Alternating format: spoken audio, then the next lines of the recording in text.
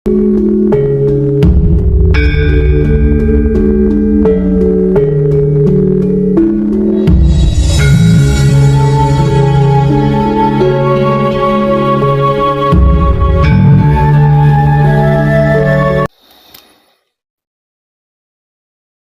sekali ya, saya tidak membuat konten video seperti ini.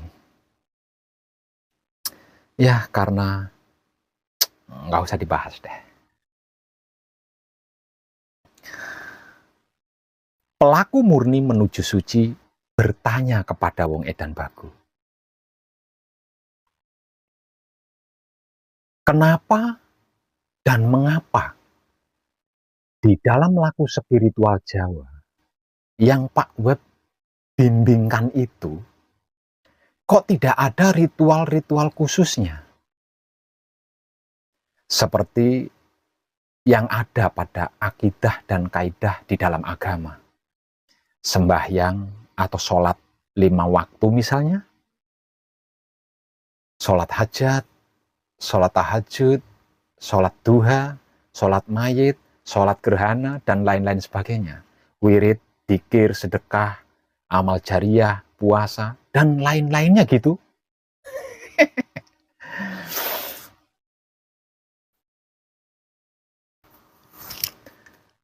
Apa yang sedang saya kaji dan saya praktekkan bersama ribuan putra kekudangannya Romo ini, itu bukan spiritual Jawa, melainkan laku spiritual hakikat hidup. Ada perbedaan antara spiritual Jawa, spiritual religius atau agama, dan laku spiritual hakikat hidup.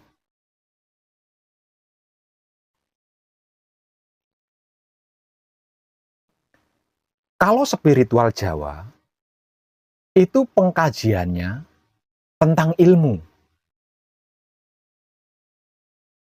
Seperti ilmu kebatinan, ilmu kanuragan, ilmu kesaktian, ilmu perdukunan, ilmu paranormal, dan lain-lain sebagainya. Dan pencapaiannya dengan lelaku, seperti puasa atau bertapa, mahar, ritual sesaji, dan pemujaan. Spiritual agama, pengkajiannya tentang akhlak, pencapaiannya dengan ibadah, dan ritual puja-puji seperti tirakat, puasa, beramal, bersedekah, serta persembahyangan. Seperti sholat 5 waktu misalnya, sholat hajat, sholat tahajud, sholat duha, sholat mayit, sholat gerhana, dan lain-lain. Wirid, dzikir, dan lain-lain.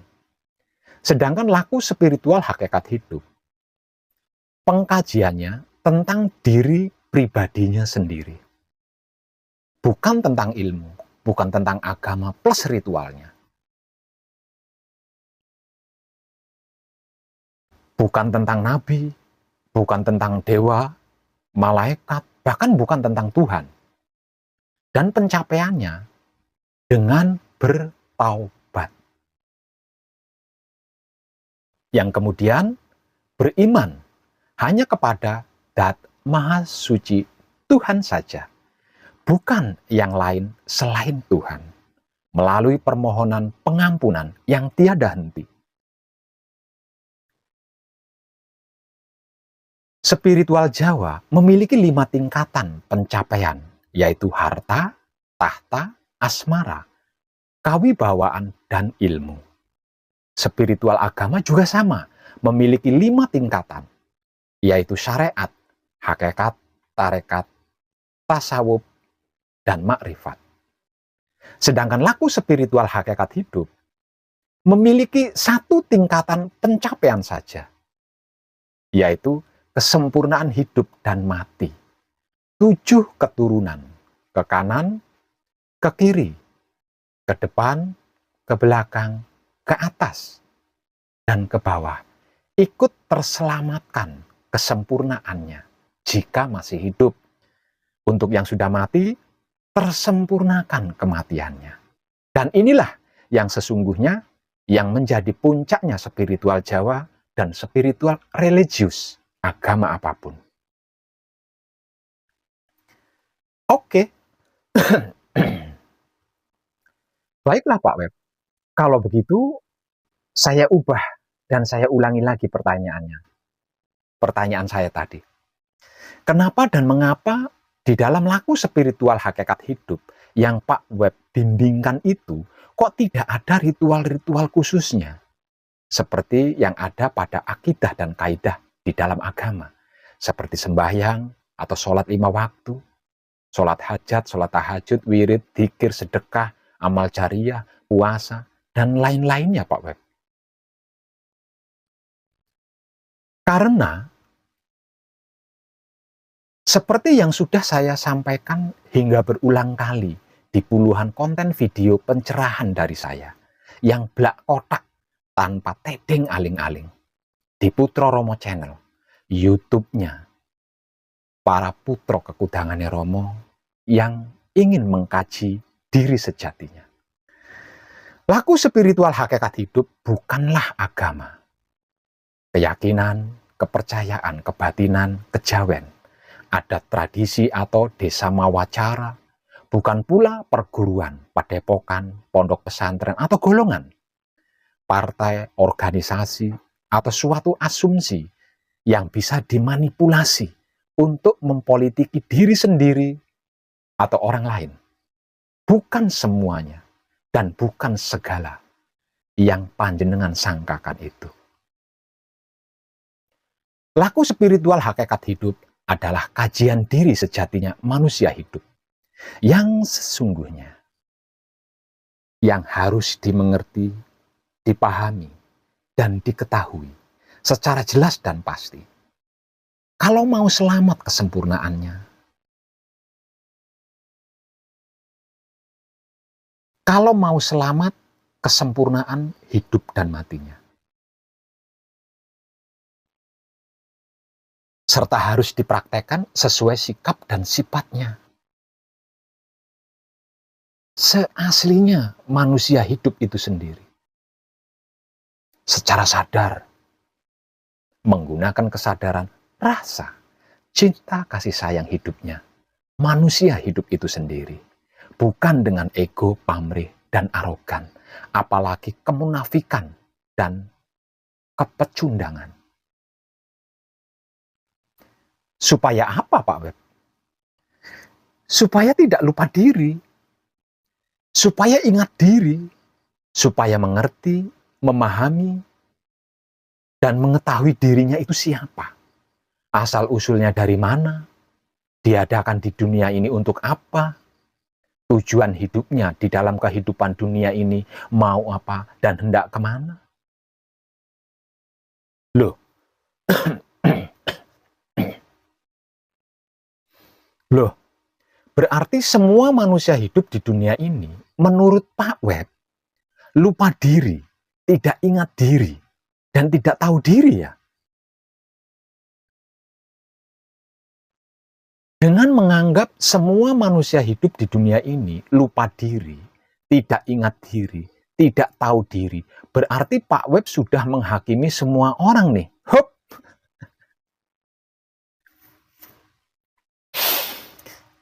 Yang mengatakan semua manusia hidup itu siapa? Hati-hati kalau panjenengan menyimak video-video pencerahan di Putro Romo Channel. Karena semua videonya itu bukan hiburan yang cukup hanya ditonton. Itu adalah pencerahan ilmu pengertian, ilmu pemahaman, dan ilmu pengetahuan yang harus disimak baik-baik kalau tidak mau gagal paham. Edan tenang.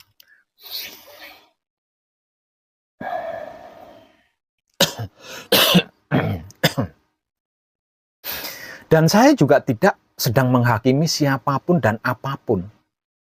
Karena ini realita. Kenyataannya memang begitu dan seperti itu. Buktinya apa Pak Web? Kalau kita-kita atau kami-kami ini lupa diri, tidak ingat diri, tidak tahu diri, hayo.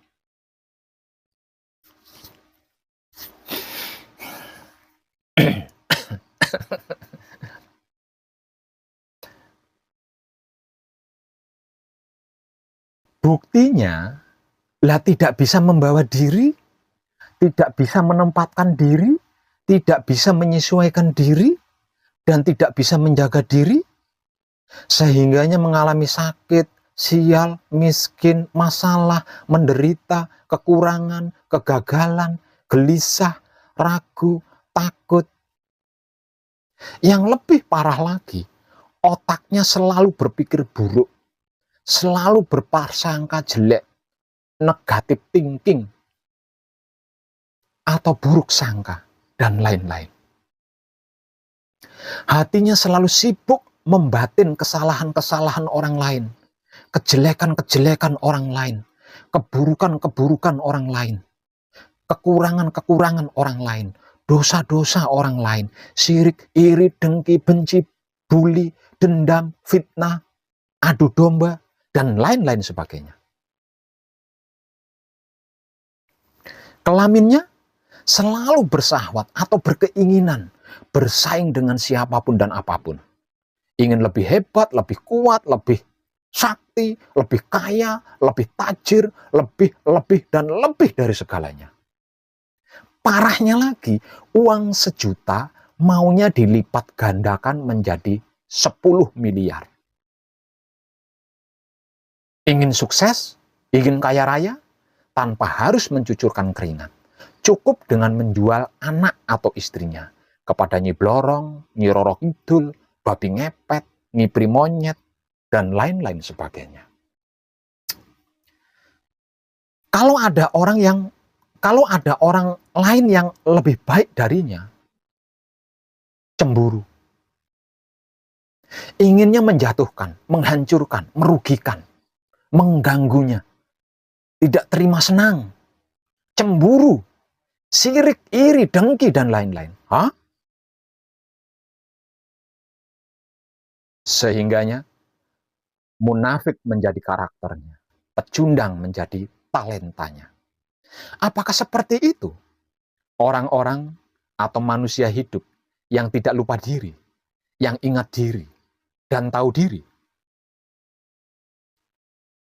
Apakah begitu orang-orang atau manusia hidup yang mengerti, memahami, dan mengetahui secara jelas dan pasti siapa dirinya, dari mana asal-usulnya, diadakan di dunia ini untuk apa, tujuan hidupnya di dalam kehidupan ini mau apa dan hendak kemana? Apakah begitu orang-orang atau manusia hidup yang sedang mempraktekkan dirinya itu siapa? Asal-usulnya dari mana? Diadakan di dunia ini untuk apa? Tujuan hidupnya di dalam kehidupan ini mau apa dan hendak kemana? Secara sadar, menggunakan kesadaran rasa cinta kasih sayang hidupnya. Seperti itu kelakuan atau perbuatannya? Kan tidak semua orang, Pak Web. Dan saya tidak mengatakan semua orang itu begitu, kan? Supaya apa, Pak Web? Ya supaya tidak lupa diri, toh. Supaya selalu ingat diri. Supaya mengerti, memahami, dan mengetahui dirinya itu siapa, asal-usulnya dari mana, diadakan di dunia ini untuk apa, tujuan hidupnya di dalam kehidupan dunia ini mau apa dan hendak kemana. Sehingganya bisa membawa diri, bisa menempatkan diri, bisa menyesuaikan diri, dan bisa menjaga diri, sehingganya tidak mengalami sakit, sial, miskin, masalah, kekurangan, penderitaan, kegagalan, bahkan kehancuran di dalam kehidupan dunia ini. Khususnya panjenengan, yang orang Jawa, tidakkah mengerti, tidak pahamkah, tidak tahukah tuntutan penjaga bumi Jawa Dwipa ini, yaitu Eyang Sabdopalon dan Naya Genggong, kepada para tamunya yang datang berimigrasi ke Jawa Dwipa dengan masing-masing keinginannya yang memaksa orang Jawa untuk mengikuti keyakinannya dengan berbagai cara. Mereka lakukan. Sampai-sampai sesama orang Jawa yang sesungguhnya satu keluarga diadu domba. Tuntutan tersebut sudah terjadi, bukan? Satu persatu di seluruh penjuru bumi atau tanah Jawa Dwipa. Dan ini ramalan Wong Edan Bagu yang baru beredar di internet saat ini. Secara perlahan-lahan, namun pasti agama apapun itu di era kebangkitan spiritual Nusantara atau abad kejayaan para manusia hidup yang menyukai dan mau melakukan kebajikan, atau era atau zaman atau peradaban atau kedaulatan Romo ini tidak akan laku lagi, tidak akan diperlukan lagi, dan tidak akan dibutuhkan lagi atau digunakan lagi. Coba saja perhatikan di sekeliling lingkungan tempat tinggal panjenengan sendiri. Tidakkah panjenengan sadari, dimulai dari akhir tahun 2020, awal tahun 2021 yang lalu, hingga sekarang ini, jumlah orang-orang yang skeptis terhadap agama mulai meningkat. Mereka mulai meragukan orang-orang terkemuka agama mereka sendiri yang aktif menyebar ujaran kebencian di sana-sini. Yang pada akhirnya mereka jadi ragu pula dengan agama yang awalnya mereka percayai paling benar. Bahkan ada yang beralih menjadi agnostis, ateis, dan banyak sekali yang berlari pindah ke spiritual tanpa embel-embel agama apapun. Nggak nyadar ya? Apa tidak tahu?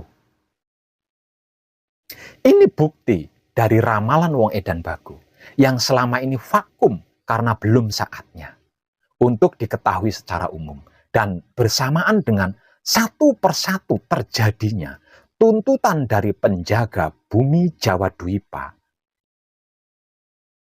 saat ini dan ini saatnya diketahui secara umum. Era kebangkitan spiritual Nusantara atau abad kejayaan para manusia hidup yang menyukai dan mau melakukan kebajikan, atau era atau zaman atau peradaban atau kedaulatan Romo, tak lain dan tak bukan adalah era atau zaman atau peradaban Ruh Suci atau Ruh Kudus atau Dat Hidup, Sang Duta Besar, Sang Utusan terhandal yang selama ini dimanipulasi hanya demi untuk mempolitiki diri sendiri dan makhluk lain. Karena malu jujur dan gengsi untuk apa adanya. Artinya, saat ini kita semua tanpa terkecuali sedang berada di zamannya atau eranya atau peradabannya Ruh Suci atau Ruh Kudus atau Sang Guru Sejati atau Dat Hidup yang selama ini telah menjadikan jiwa raga manusia bisa hidup, bisa bergerak, melakukan itu dan ini, berbuat ini dan itu, serta lain-lain sebagainya.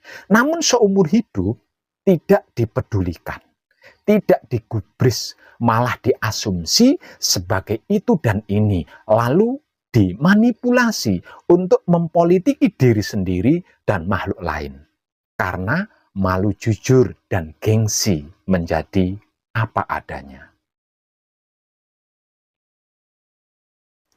Ruh Suci atau Ruh Kudus atau Guru Sejati atau Dat Hidup itu tidak bisa dicampuri dengan apapun dan tidak bisa tercampuri oleh apapun. Jadi, apapun itu yang tidak suci, yang tidak kudus, bersiap-siaplah, karena sewaktu-waktu akan disapu oleh jagat untuk dibersihkan, agar supaya kembali suci atau kudus. Di zaman sekarang ini, atau era ini, atau peradabannya, Ruh Suci atau Ruh Kudus atau Sang Guru sejati atau Dat hidup ini berbondong-bondong, orang-orang akan kembali kepada spiritual yang tanpa embel-embel agama apapun. Seperti pada awal mulanya hubungan antara makhluk dan alam semesta terjadi, yaitu kesadaran cinta kasih sayang hidup, atau kesadaran kudus, atau kesadaran murni.